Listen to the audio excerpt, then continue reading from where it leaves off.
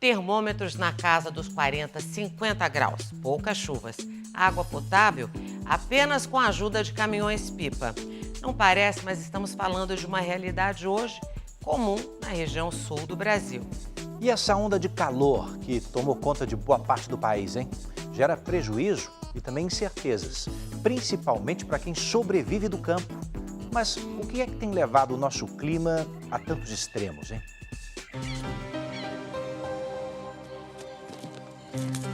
...30 anos, nunca tinha passado por uma situação dessa. Tem dias que eu choro de nervo, de estar esperando gota por gota de água, né? Beira a 29 bilhões de perdas as lavouras de soja. Açudes quase secos, plantações mortas, gado magro. A onda de calor que toma conta do sul do país deixa um rastro de destruição. A poça d'água mal dá para matar a sede dos animais. Em alguns pontos, o que era leito virou solo seco e rachado. Tem que ir puxando água e fazendo uma coisa e fazendo outra e gasto para tudo que é lado, né? O município de Santiago, a 445 quilômetros de Porto Alegre, é um dos mais de 300 que decretaram situação de emergência no Rio Grande do Sul por causa da estiagem. Estou com 63 anos e não tinha visto ainda uma seca tão grande que atingiu os açudes. A estiagem prolongada já atinge mais da metade dos municípios gaúchos e deixou um cenário como esse aqui que você está vendo, ó. Plantações completamente destruídas pela falta d'água e também pelo calor excessivo. Não cai uma gota d'água por aqui, uma chuva significativa há mais de 3 meses. O resultado é isso aqui que você está vendo, ó. Plantações completamente destruídas. O milho, olha só, seco, seco, seco. Não dá para nada, olha aí. Ficou no pé. Segundo a Emater, as lavouras de soja, trigo, feijão e também de milho são as mais afetadas. Aqui no município de Passo Fundo, muitas perderam tudo. Cerca de 70% das lavouras de grãos no Rio Grande do Sul estão dessa forma. Cenário que se repete a pouco mais de 200 quilômetros dali, na cidade de Giruá, onde não chove desde novembro. Eu calculo em 90%, estimo assim a quebra e a colheita assim provavelmente não vai ter, né? Apesar da coloração verde em alguns trechos, a soja já não serve mais para o consumo. A gente não sabe por quantos dias, se continuar nessa situação seca, nós ainda teremos as lavouras nessas condições. No meio da lavoura, olha só, o termômetro de mão está marcando 45,2. Nas terras de seu Celuir, mais de 100 hectares perdidos. Não tem mais nem flor, caiu tudo. Nem que chove bem para essa cultivo hoje, não tem mais nada para resolver. Mais de 300 famílias que vivem em comunidades da área rural de Frederico Westphalen, município a 340 quilômetros de Porto Alegre, dependem de caminhões-pipa para terem acesso à água potável. Na casa da Luana, o reservatório iria secar nos próximos 2 dias. E essa água que você pega da caixa ali, é para o consumo de vocês? Sim, é para o consumo, só para beber e para cozinhar só. Uhum. E para lavar louça, essas coisas, tem que fazer economia? Sim, tem que fazer economia. Ela, o marido e o filho vivem com os sogros. O casal de agricultores mora há 50 anos nessas terras e a seca é notada há algum tempo. Praticamente 3 anos de seca, né? E aí choveu um pouquinho no inverno. Agora. No último século, com o aumento e a mudança, o aumento da temperatura e a mudança climática em geral, nós já sabemos que a última década foi a mais quente e os anos mais quentes desse século foram os últimos 7 anos. Isso sem falar do fenômeno Laninha, um resfriamento anormal das águas do Oceano Pacífico que dura em média de 9 a 12 meses e que no Brasil gera impactos como o aumento das chuvas nas regiões norte e nordeste e temperaturas cada vez mais elevadas no sul.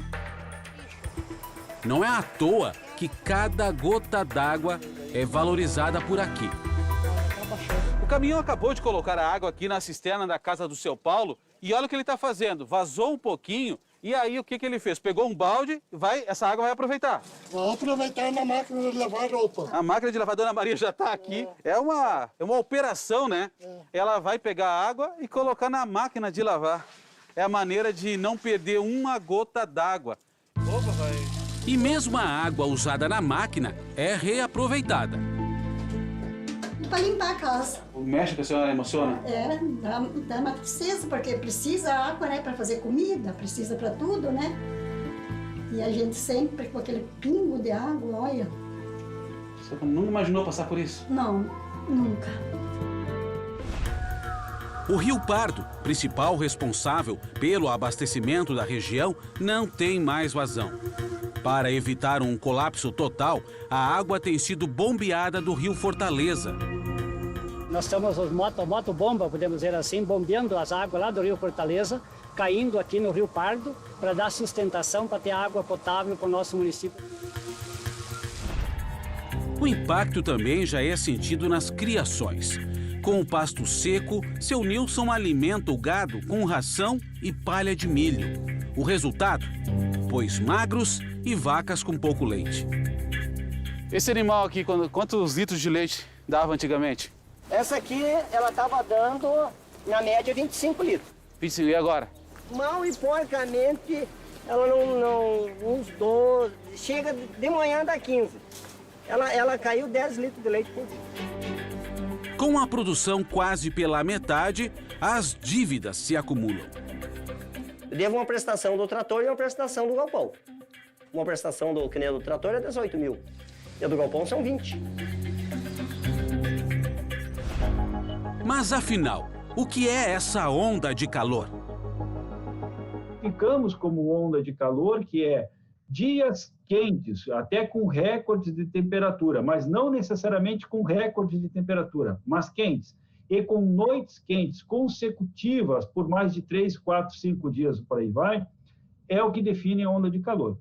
Resultado, assim como no mundo, no Brasil, nós observamos nos últimos 20 anos que as ondas de calor estão mais frequentes, ocorrem mais vezes no período quente, elas estão mais duradouras. Um fenômeno que esta semana foi notado em boa parte do país.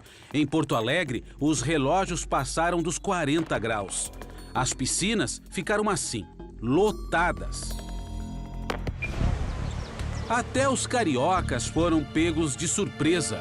Por lá, a sensação térmica bateu recordes e foi à casa dos 50 graus. E quem pôde, correu para a praia. Na região oeste do Rio Grande do Sul, 200 hectares de área de preservação pegaram fogo no município de Uruguaiana, na fronteira com a Argentina. No Uruguai, uma enorme coluna de fumaça avançou pelo país. E aumentou em mais de 1000% em relação ao mesmo período do ano passado, a primeira quinzena de janeiro deste ano de 2022.